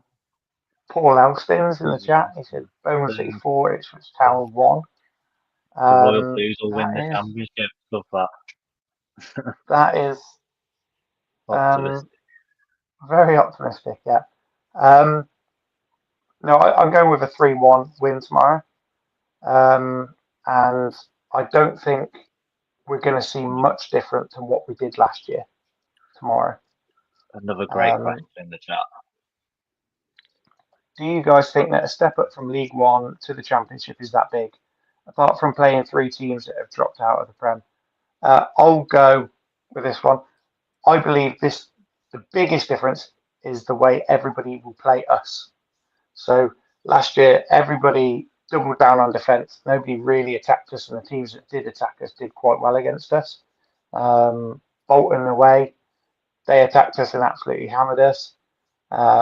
Teams that come at us, I think we struggled last year. Nottingham Forest, however, came at us the other day and we defended solidly. They couldn't get through. I think that's the biggest step up, is we go from expecting 60-70% of the ball, playing from the back, playing out nice and slow and building up, to maybe we've got a counter attack. I think that's the biggest step up for us this year. And I think we've got the squad to do that. I don't think we play that we're the counter attacking team. I think it's still not always. I think it's very much still going to be, we are going to dominate large possessions of the ball. I just don't think it'll be large possessions in the opposite half like we was last year. I think a lot of it will be Asayi Samuel, Neumann, Clara and Cochrane and Allsop playing around at the back and trying to make the space. You ping it into Paik, who then might pay it back out to Clara or something like that. I think we keep the ball a lot and we're not going to be chasing games. But I feel like the step up between Championship and Prem is, you hear pundits talk about all the time, that is probably the hardest step up out there. I think people forget that we were a Championship team for like 13 seasons in a row. Yeah. So like we've dropped down the league, but we're going back up there. Fans already know what to expect from the Championship. Players who have been there already, they know what to expect from it. We haven't signed League One players. We've signed players who are more than capable to play in that league, and we built on that this year. So I think collectively, as a fan base, as a squad, as a club, everyone knows what to expect this year. And I think everyone's in the same boat that we had a squad last year that was good enough to compete in the Championship. Not saying top 10 or top 8, but compete in the Championship.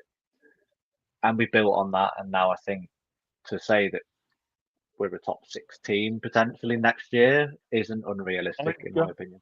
I'd go brave, and you talk about the step up between us and Prem. I was just going to go on record with saying that. I can't really deny it after. I think the team we've got this season beats any of the bottom 3 teams from the Premier League last year. Easily. I think you give Tottenham and Man United a good game. They were at the bottom down there. But I think Ipswich, Leicester and Southampton's teams last season, with the managers they had and how they're playing, our team this season, after watching that Nottingham Forest game and the other pre-season fixtures going across the bottom, when we've played full strength, which was Sevilla and Forest, we've looked unreal. I think we would have give even maybe the bottom 5 or 6 teams in the Premier last season. We gave Newcastle a game last season. Yeah. And they were... That's what I mean. But you look at the players we've added now, I think this season, with the team we've got, if you go off last season's league, I think we'd have been like a 15th, 14th team in the Prem. And it was unlucky. Newcastle was very unlucky. Goal that should never have been given and one that was a high foot, but we won't repeat on it. But isn't that a bad thought to say that our team now would potentially finish above Manchester United last season? Yeah. as a thought. You can make it even weirder to say the team that we have now would have finished above a European champion last season in Tottenham. Oh, yeah, in Tottenham. Yeah. And they're obviously going from bad to worse. That James Maddison's just been ruled out for a season and Son's gone to LA. So Tottenham have got a lot of work to be doing this season to get any better. But I think our team this season is a high pushing team. But I think at the same time, Williamson if they wanted. Could be swapping places with us in the Championship. I think people will sit there and say, well, how can you say that, but then predict Blues to finish 4th? In my opinion, Southampton and Ipswich and potentially Sheffield United have got better as well. But we're coming from such a lower standard. We had like a mid-championship team last season. We've got a higher standard now. We're coming up with momentum. You know, we've got higher expectations. We've got the momentum. Documentary. They've got like the teams coming down. They've been getting beat every week. They're in a different mentality to us. We've been winning every week, and we've just broke the points record. We're on a high. All the fans are behind us. We are generally at a point where our fans generally believe nothing can stop us. But not just our fans, our owners, our manager, and our players also think it, and it's a good momentum to have. Quickly on that comment of you can stick that in a documentary, and he got angry at Peterborough fans. I actually seen a tweet the other day from the guy that put it up, and he's not a Peterborough fan, he's a Villa fan. And he was taking a mick, and he goes, "Oh, nice to know that Tom Brady watches my tweets," or something like that. But I'm not a Peterborough fan, I'm a Villa fan, so... we sat in a pub outside Wembley, and on the table behind us, there was about 3 Villa fans, I think.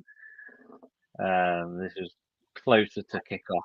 There were Villa fans who were supporting Blues at that game. Yeah, there was a lot of dodgy people there.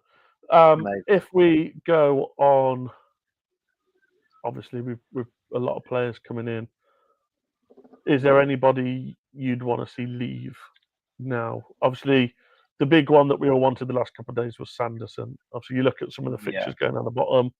The under-21s, maybe some of those could do get out on loan and get some experience. But anybody in the team that we've got now that you think could do with going or getting a loan or something that might just I help? think I'm not necessarily too happy about it, but I think Mark Leonard goes out on loan. Whether I'd want it or not, I'm undecided. I like him, but I don't think he's as good as what everybody thinks he is. But also, like, he's not going to really get that much game time, and I think that might want him to go away a little bit. But he didn't get then much last year, right? no. I think Also, I would say maybe Taylor Gardner-Hickman. Oh, really? Ooh. Oh, well. I think Taylor Gardner-Hickman is a questionable one because I think he worked well for Sonny Samuel or Led get injured. You've got that spare player that can cover right back. Leonard is one of those where I think last season he came in and in the games he come on, he controlled games mentally. Come on, and he was so quick to get into the game. The problem with Leonard was when he started games, I don't think he was in the game as much. I was just in a comment, Richard's put Sampstead, Dykes and Thor to be sold, then Hall and Chang on loans. Sampstead, I think, goes out on loan. I think Sampstead goes out on loan. We're not going to buy him and then sell him a month later. Dykes, I think, gets sold. Thor, again, I think he could be crucial this year. Hall and Chang, I think Chang, and I said this to Kieran, we had this conversation last year and probably the year before. Before he got that bad injury, he looked incredible. He looked really good, and I quite like Chang. I watched a few of the Warsaw games, even the final of them at Wembley, and again, he went into that Warsaw squad. He fit in nicely. He controlled their team. I think he's a player that I'd be giving chances to in maybe cup games this season, or the teams that are a bit lower down. I'd be letting him have a game time. I wouldn't get rid of Hall. I think, unfortunately, I'd be selling him rather than sending him out on loan. Yeah, I think out of the players that people are mentioning in the comments, like Wright, Sampstead, Dykes, Thor, Sampstead again. Not sure who Mr. Liability is, whoever he's talking about, but I think Wright probably isn't good enough. Sampstead I'd keep. Dykes, again, it's one of them. Is he a good rotational player to have? Is he someone to bring on in the last 10 minutes? Thor I'd keep. I think, as you said, he's got a lot to prove. I think he's going to be a big player for us this year. But it's a difficult one. I think we've already gotten rid of the Deadwood already. I think everyone there now is there That to one of stay. them's out on loan. Yeah, or gone out on loan or whatever. My personal opinion. The other day, we've got two more. He said at least two more. So we brought in Ducks today, and he said yesterday there was another one to come in.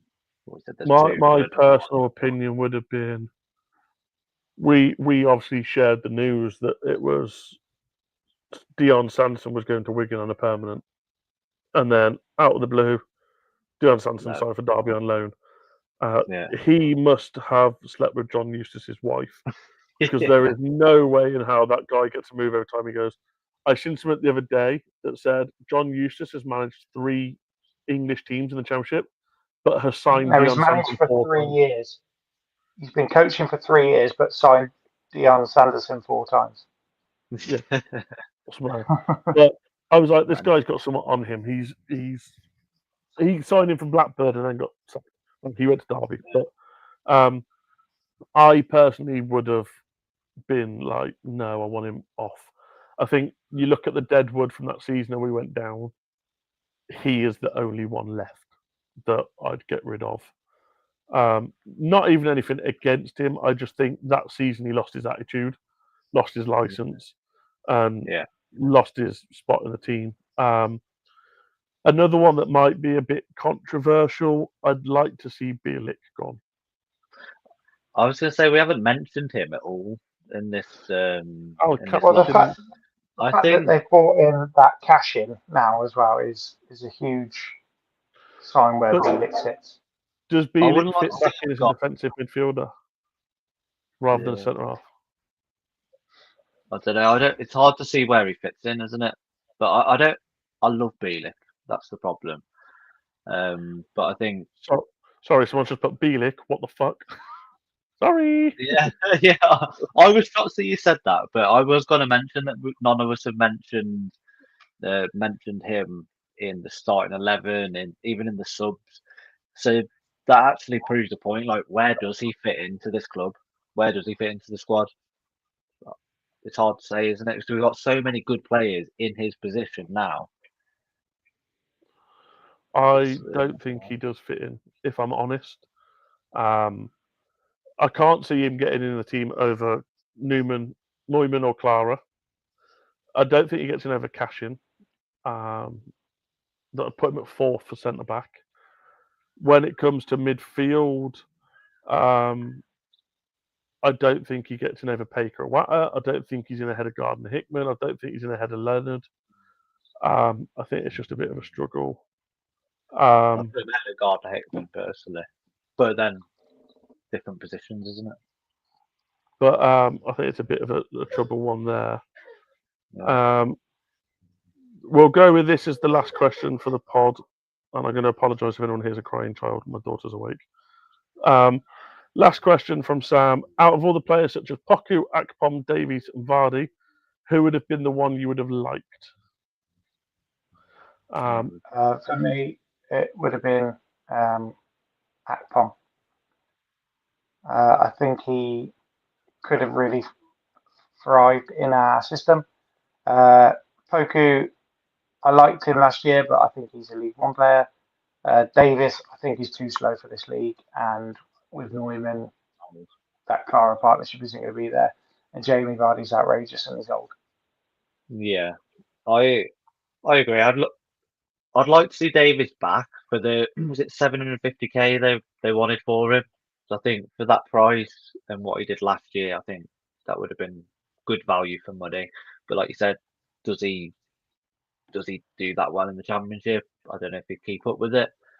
Poku, League One player.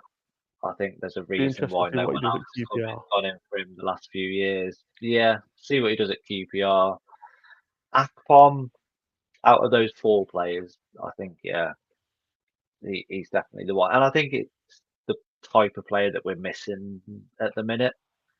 So before Dutch came in and watching us on Saturday against Forest, I think having that number 10, that quick player who can like run in behind, assist, and I think we were missing that kind of player. But whether he'd come back to the Championship and do it, I don't know. I'm kind of glad that we've sacked him off in a way, because he doesn't want to come here, then that's fine, But I think he would have been. The thing I find hard to pick from Akpom is if we had just been beat by Norwich on the standard of they offered more money or something like that, you could understand it.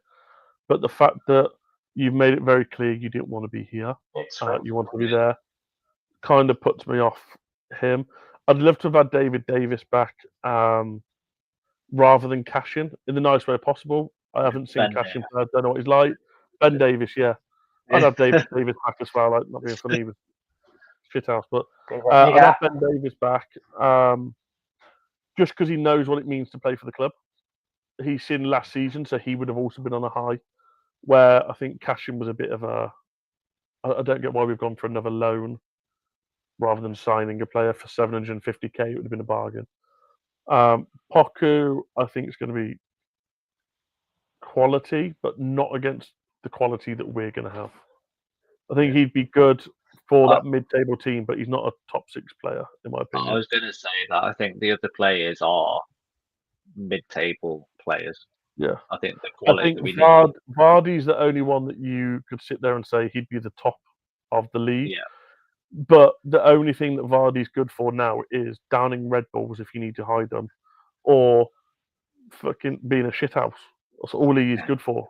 He's last couple of seasons at Leicester. been And his lucky to get party. it. Yeah.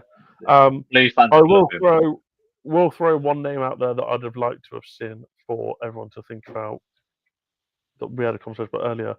One player I'd love us to sign this transfer window would be Hwang Hee-chan from Wolves. Yeah. Because again, striker, centre attacking mid, left wing, right wing, multiverse player. He could play. Out of all the rumours that we've had a lot of them, including Hwang Hee-chan, Mitrovic at one point, Raksaki, players like this. I think Hwang Hee-chan would be the one that, if we unfortunately miss out on him, would probably be the one I'd be most gutted about. But Shea Adams, no, unfortunately, I don't think I'd want to go back. I said it when we had the original conversation about him. I don't think I was buzzing about the Shea Adams rumour to begin with. Great player, but he hasn't really done it in the Prem for Southampton. Or in Serie A, in the Italian league, I see. Yeah. Right, let's wrap this up with score predictions for tomorrow. I've already said mine, 3-1 Blues. I'm going to go 2-1 Blues. I'm going to go.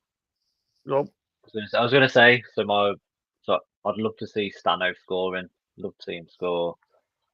And I really want to see Damari Gray prove a lot of people wrong and get a goal. I'm going to go 2-1 Blues as well. I just want to see a whack one from 40 yards again, just because it's great. But yeah, obviously keep your comments coming. Let us know. We will catch you on the next episode of Unplugged next week to look out for the advertisement. Before we go quickly, do just want to say you guys have 24 hours, less than 24 hours left on the Djukovic competition. Be sure to check out a link in our bio. Have a look at it. Get your tickets in. The winner will be announced tomorrow before the game at Ipswich, and I will be contacting them either before or after the game. And we will be trying to get it delivered as soon as possible. So make sure you get your tickets in for that. Follow the link in our bio for it, because it's a piece of history. The guy's a legend, and it's the thing. So, I've been Josh. It's been Unplugged episode 1, and we'll see you next time. Keep right on. Bye, guys. Keep right on. Take care.